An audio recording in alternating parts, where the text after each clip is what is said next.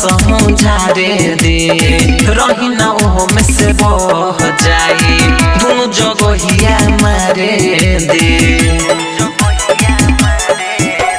कहछियो काहे मन न छपत के अब नय राजा पीछे करो घात के बुझे ना लगी रे वाला सफेद है असुविधा के लिए पिया खेद है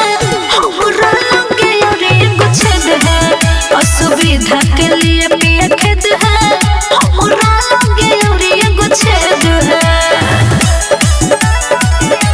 म्यूजिक बाय रतन दत्त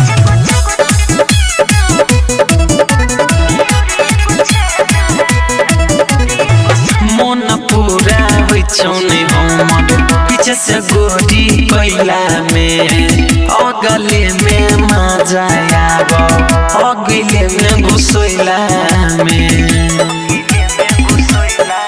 हाँ नहीं मनबो तो पिया अगले में मारो बाकी रजनी सपने बहरे में झारो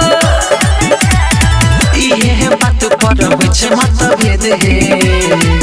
असुविधा के लिए पिया